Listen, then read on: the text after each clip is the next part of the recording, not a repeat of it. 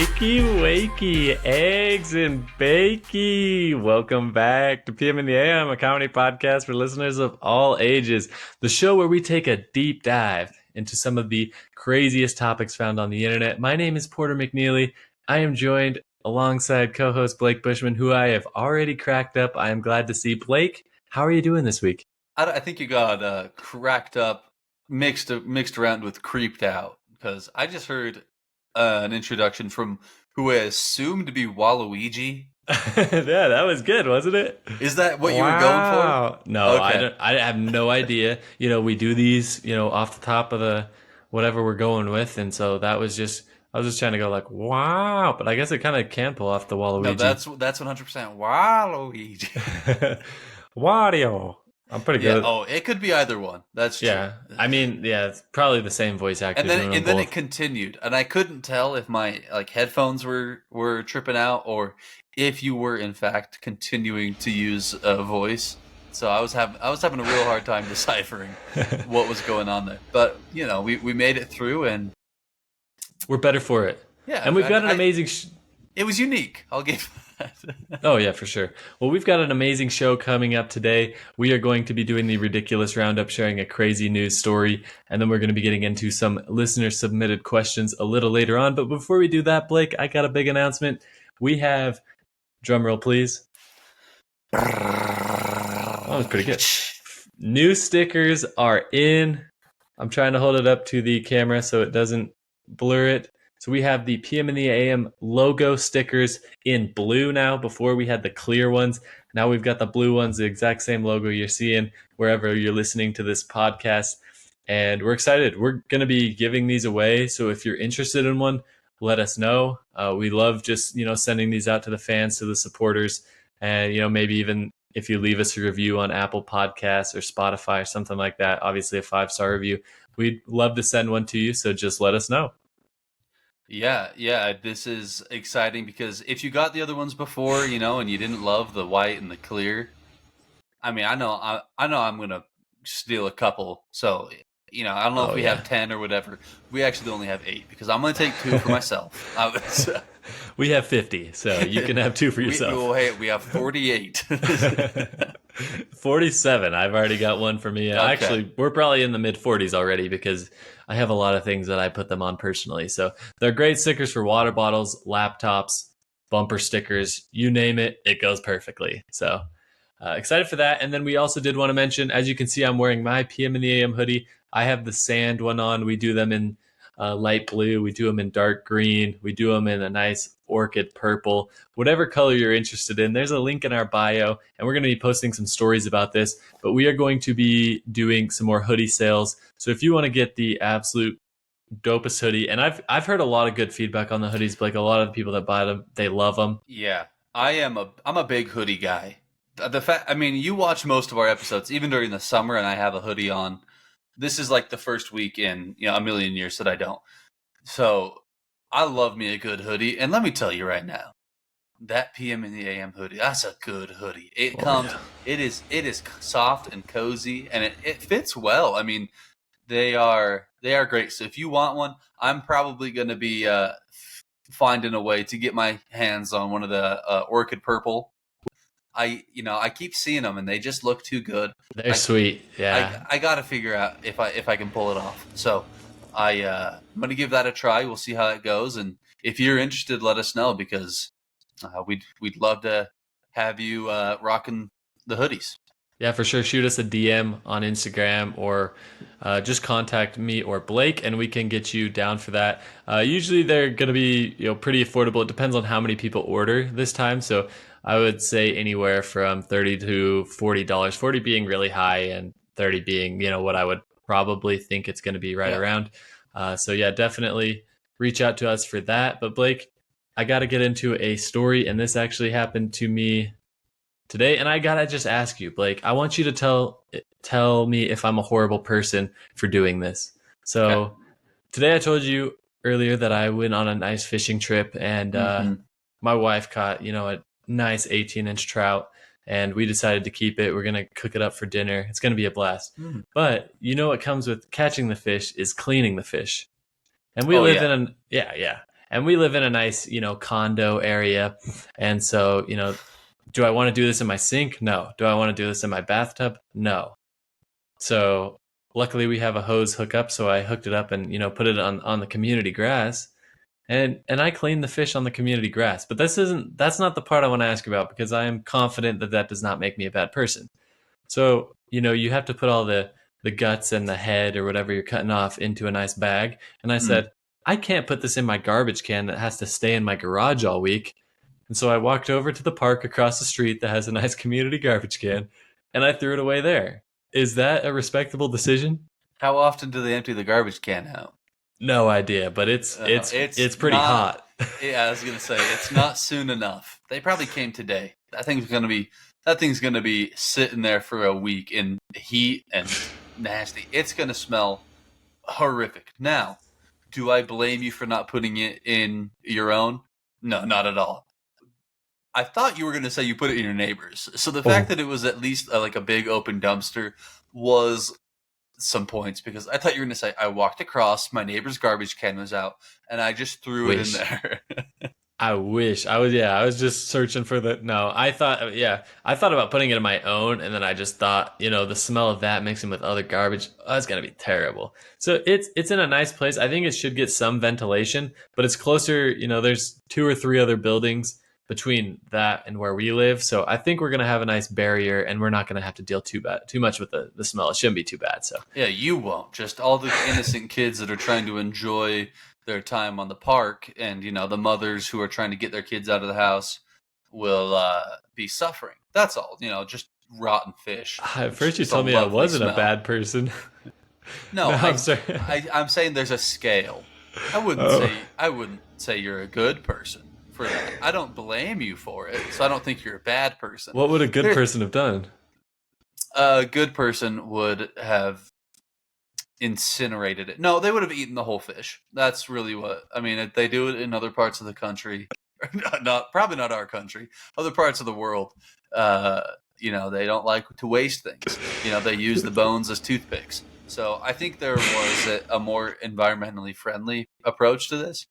But considering you don't want to eat the eyeballs, which I've heard are a delicacy, this was probably the most reasonable thing. So on a scale of good to bad person, I'd give you like a 6.5. I'm happy with the 6.5.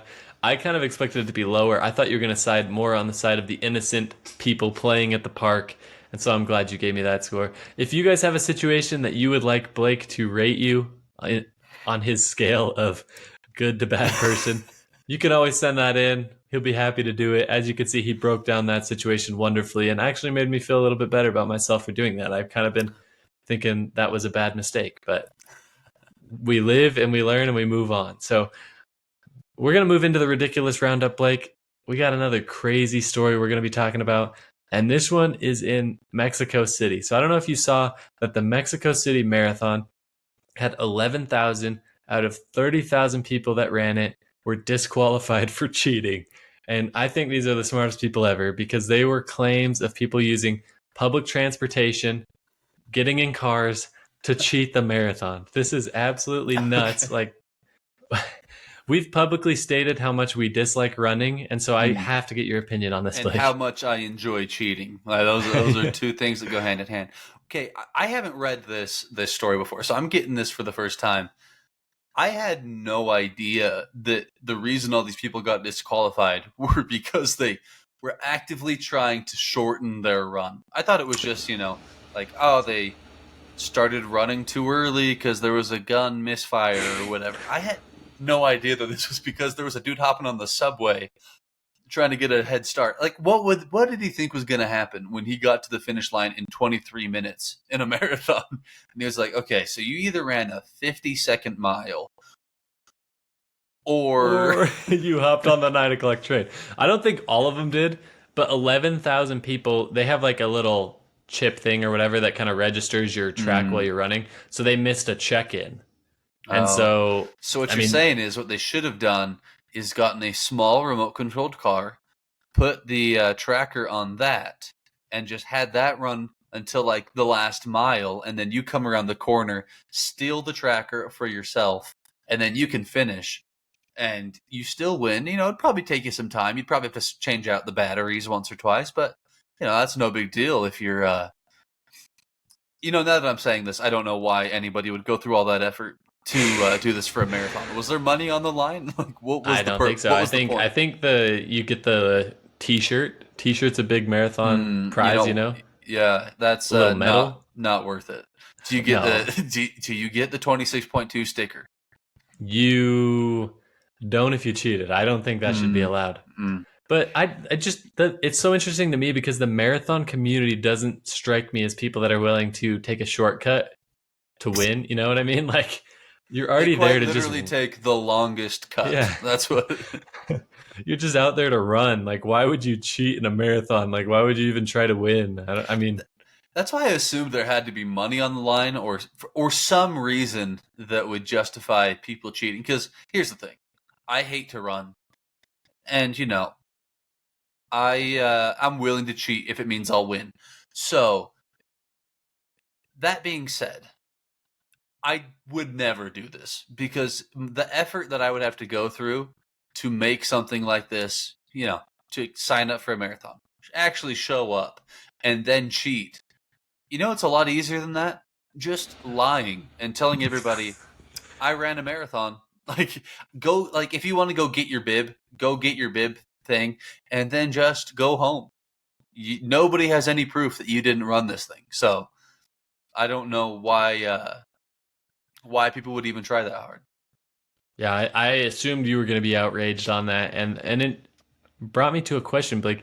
If you had, you were actually trying to do good in a sporting event, you Mhm. wanted to win. What is a sporting event that you would cheat in? That I would cheat in. Like I Hmm. said, if it's going to help me win and I can do it without getting caught, uh, anything. That being said, what wouldn't I get caught cheating in?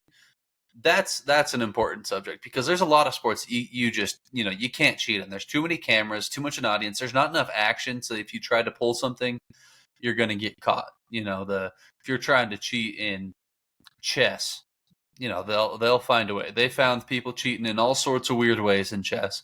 They'll find you too.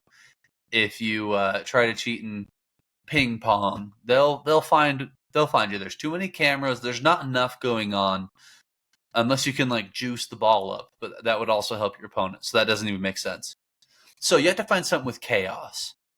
And I can think of a few sports that have enough chaos that I think I would be able to cheat in. The first would be water polo. I think I could Oh, I could do you could that. be pantsing dudes out Oh there. yeah, dude, I would uh put like I would those fake fingernails that girls get, like the hard Oh, like spiky ones. I would put those onto my feet. Just give me ah, knife toenails, and I'd be just stabbing and slicing because I know water polo people who play water polo already don't cut their toenails so that they can like oh, gouge people. This is that's real. common. Yeah, everybody. Yeah, if you play water polo, you can back me up. This is absolutely true. So if I can What? get a leg up by putting on fake toenails, Literally. yeah, if I can get a toe up by, and then I can actually inflict some serious damage because if they can no longer tread water, they can no Like longer play. And they're no longer eventually, alive. eventually they will be left without a team. And also, I do feel like having the extra long toenails might act as a little bit of a flipper. So the only hard thing is you have to get them clear so that you have a better chance of not getting caught. Because if you show up with like bright blue painted toenails, they're going to be like, "Okay, sir, you gotta trim those things down." So if they're clear, you might be able to get away with it. The other I can think of is NASCAR, and that's just by going in at night and loosening all their bolts. Bruh. That's awful. That is awful. Yeah, I mean, look, You're the I, only one alive after the race. They're like, wow, surprisingly, all of our other drivers are dead, and Blake is just running the track by himself. Hey, look, hey, Billy, this is a great race. mm, Gonna take you into pits. yeah, I mean, and there's enough chaos in NASCAR normally that maybe they'll just be like, "Oh, he was so far behind that he missed all the crashes. Oh no!" God. As the guy's tires flying off, and then I can just cool, calm, and collected, make my laps, and it might not be the most exhilarating, but you can't lose when all the competition is in a burning car Well, crash. hear me out though. NASCAR is going to be way too obvious because there's too many competitors. You got to go into the drag racing. Have you ever watched that where it's like Oh a yeah. car that's the width of a pencil Mm. going 500 miles an hour and then the parachute just doesn't come out and when it's supposed to? Well, no, because then that would mean that they're still going fast. I got to make the parachute come out early. Oh, okay, That's okay, the okay. that's the real secret. So That's I gotta put an extra parachute on with a little button in my car that as soon as the race starts, I press it, their parachute goes off. They can't drive, and I'm cruising. I mean, as long as you can get away with it, I think it's fair game. I think they should make a sports league where cheating is allowed. We've already been over the fact that they're making the enhanced Olympics. So, if people can do a whole Olympics worth of people on performance enhancing drugs, we can make a whole Olympics off of the most creative ways to cheat. So here's what I was thinking because I recently heard this and I didn't know that this was a thing. And I don't really know that I want to tell you this because I would say out of all the sports that we, play, this is probably the one we do the most. Mm. And I guess if you put Vaseline on your driver, Mm. your ball won't spin as much. And so you can just nuke the thing straight. Yeah, I've heard that. Yeah, Vaseline. You can put chapstick on it as well. Like I said, I'm well tuned into the cheating game. See, I just heard this for the first time and I was Yeah, like, how is I anybody going to be able to tell? yeah, I haven't tried the chapstick. I am curious. I want to. The problem is I can never like hang on to a chapstick for long enough to be able to find it when I go golfing. So it doesn't really work because by the time I'm going golfing, it's like I'd have to go buy more chapstick. I don't want to do that. So You always think about it, you just never execute it. yeah, yeah. Hmm. So they really just need to make something that I can get um, in like the pro shop, so That's a great idea. I can go in and be like, look, I just need the slice stick. They hand me, they hand me. It's like a big thing of like Elmer's glue, but it's I was and thinking, it's like you bring the Blistex, Blake's over there hmm, rubbing it on his lips, and then as soon as somebody else is teeing off, you just see him slapping it on the face of his clubs. I yeah, could that's definitely a potential Blake move. I'm gonna try it. I will try it, and I will let you know if it works because I got a wicked slice. So if it can fix my swing, then this stuff it shouldn't be cheating. It should be allowed because it is miracle stuff if it can fix that. So I'm interested. I haven't tried it yet. I will try it. The only problem is if you're golfing professionally, I you well maybe you wouldn't get caught. I mean I don't think they have somebody out there finger swabbing your driver before you I don't hit. know. So uh, I it can't might be tell if that's good. got a little Hey, peppermint on it. did anybody check Tiger Woods' driver back in the day? Oh, I'm sure though. I'm sure somebody did. So Maybe I don't know. I'm interested. Count me Eh, in. who knows? All right. Well, that was a good roundup segment. Let's get into some listener submitted questions right after this.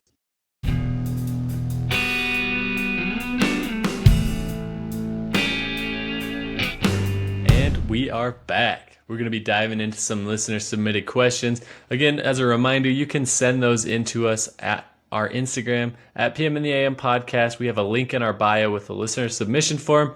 So just like these listeners sent these ones in, head over there if you've got any questions or stories or anything you want to share on the show. And yeah, you can do that. So first question of the day, Blake. What's the most ridiculous thing you've done in the name of procrastination? Are you a big procrastinator? Oh man, I'll tell you what. I I got a PhD in procrastination. Well, not yet. I'm going to do it later. But I'm a big procrastinator. Here's the thing. I don't love it. I shouldn't say that. But you would think I do based off of that's the only way that I can get things done. If it doesn't have a due date that is within the next I'll say 8 hours, the odds that I do it are so small. I mean, basically zero. As of yesterday, I actually did homework that it was due uh, within 2 days How did it feel? That probably for felt the amazing. for the first time in my entire college degree. I've been going to school for a Oh long my time, gosh. and this was the first time I've ever done homework not on the day that it was due.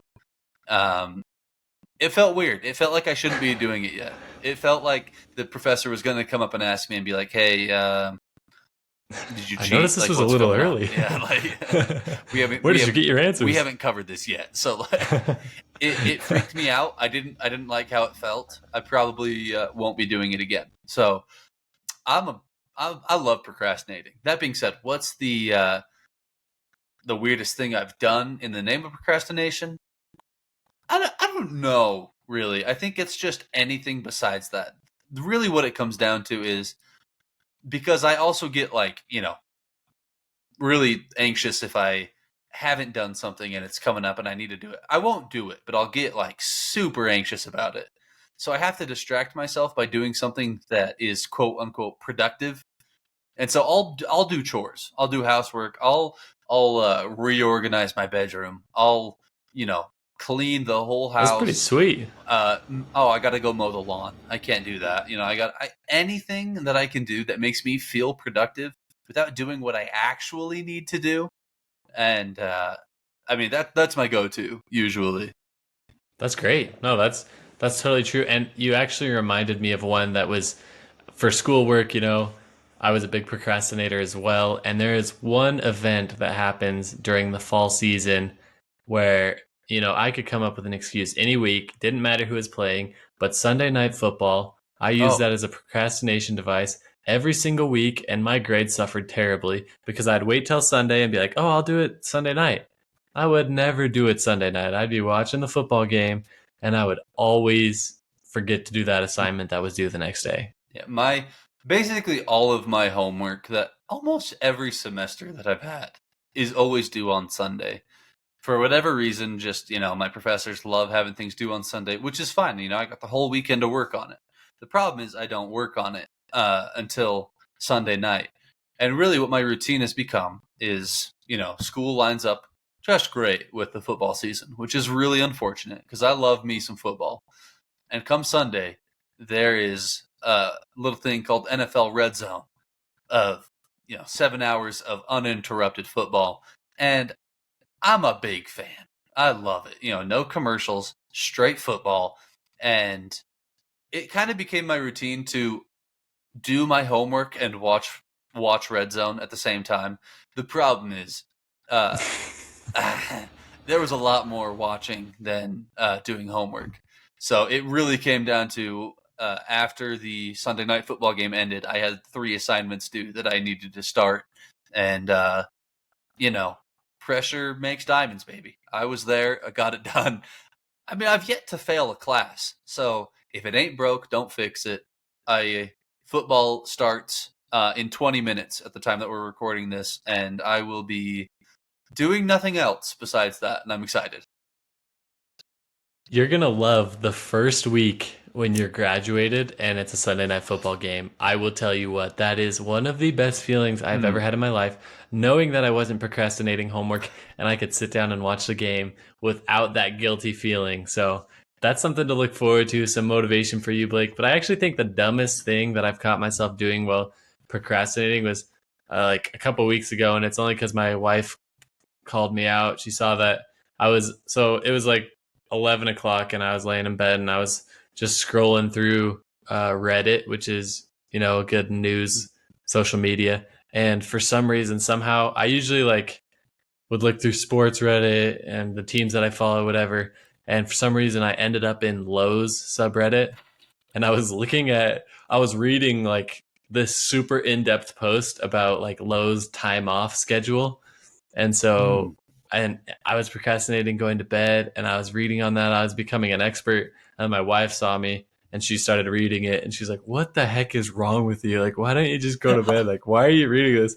And it was the most intriguing article I've ever read in my life. Reddit is a dangerous, dangerous place. I call it the anti-social media. If you're not familiar with it, it is, think of social media, but instead of following people, you follow topics you're interested in, and then it will suggest other topics to you.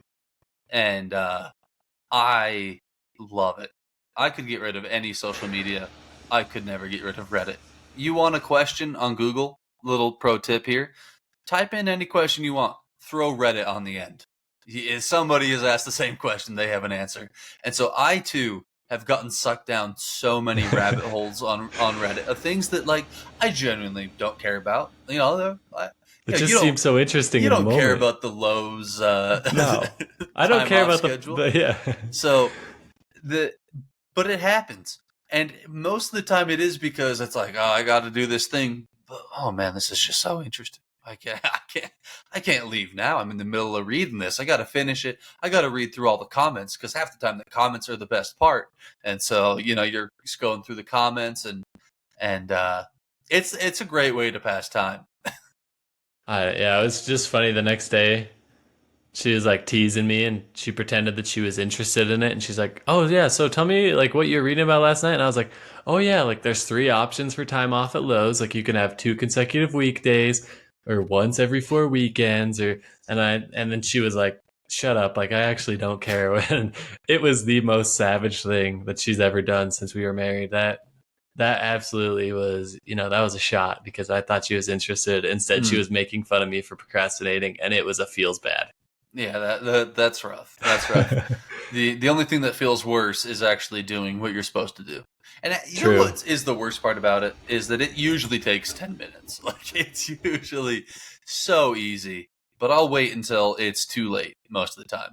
I've paid for gym memberships after I meant to cancel because I didn't want to call and cancel. I was just like, I'll worry about it later. And it never works out well for me. But I will never stop. Yeah, it's a tough thing to get over. Hopefully, you can be a 2 days ahead of the due date guy this semester. It's going to make your life so much better. Ain't happening. All right, we will scratch that and we will move along to our next question. So, this listener wants to know, what is your silliest childhood fear that you can't quite explain? Oh, you want me to go first on this one? No, I have one locked and Oh, loaded. let's go. I feel like a family member of mine sent this in Oh, because really?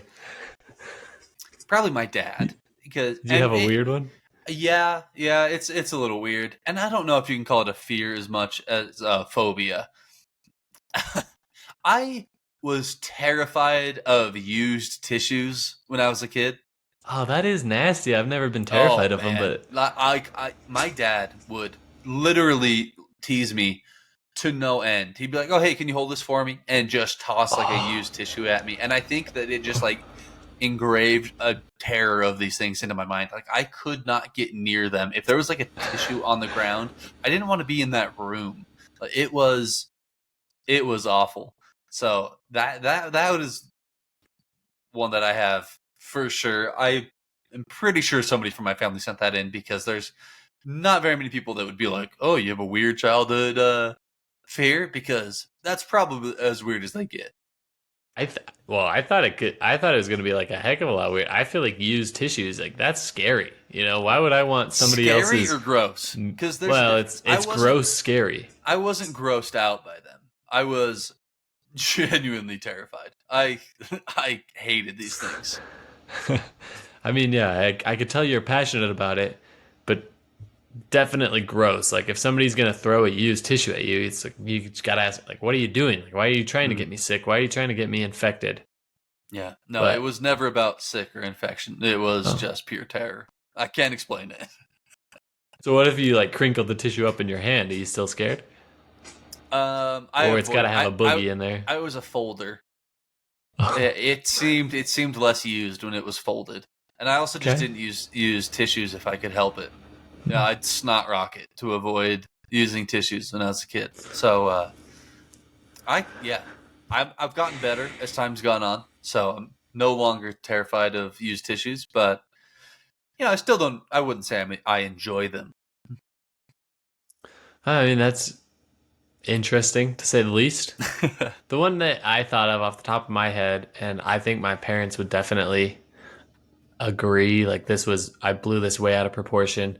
And I was absolutely terrified of tornadoes. And the reason that's like kind of silly is because I think the state we're in has only ever had like 2 tornadoes all Have we even time. had two?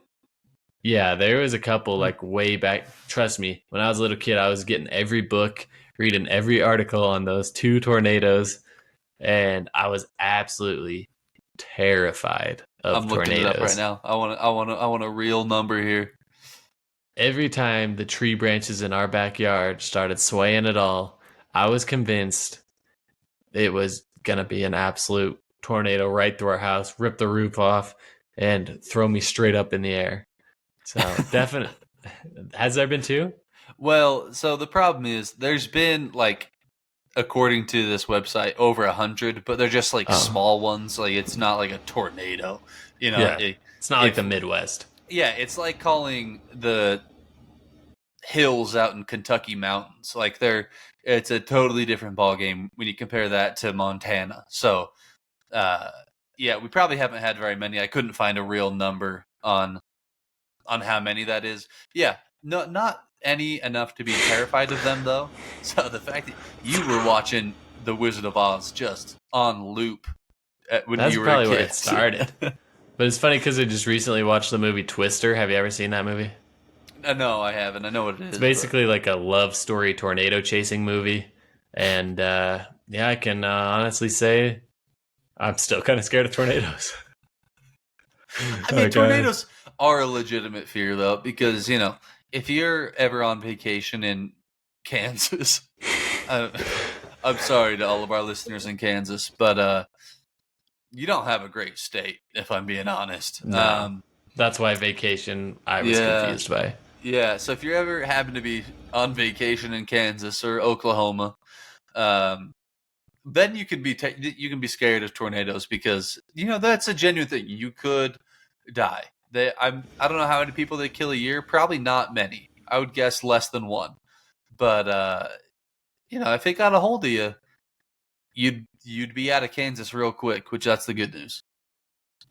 No, yeah, true. That's the only one that I could think of.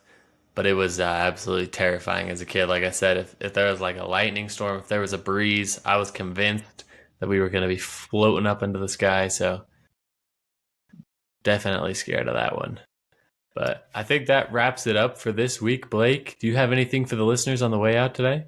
No, I don't. Please avoid all tornadoes and used tissues, just for your mental health. I think it would really help us out knowing you're safe, and you won't have to be scared. So, All right. Well, thanks so much for tuning in, and we will catch you guys next week. peace out. Congrats on making it all the way to the end. We hope you enjoyed the show. You are now officially part of the PM and the AM fan base, the morning people, and we are super pumped to have you here. Now that you're a part of the crew, please share the episode with a friend, and make sure to check out the rest of our shows and social media content for more hilarious brackets, crazy questions, and an overall great time. Thanks for listening. It truly means a lot to us, and we'll catch you guys next week.